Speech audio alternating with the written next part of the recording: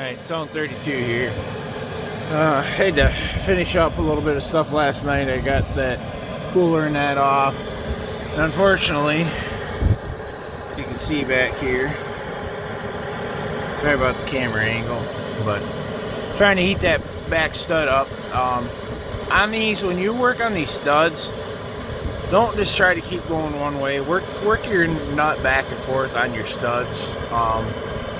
Then these weren't really that bad. Everybody was saying in the back were going to be the worst. If anything, this one here, and I'll show you the setup later on here and the sizes. These are 15s, all four of these.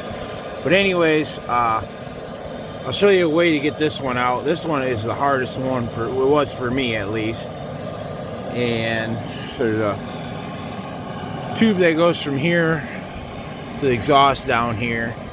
But anyways, what I'm trying to do is I'm trying to heat that stud up with this propane torch here. I'm hoping I can get it enough to where I can get a pair of vice grips or a small pipe wrench on it, be able to turn that. Just make sure you heat that when you try getting the stud out of especially out of the exhaust manifold, because you can crack the exhaust manifold.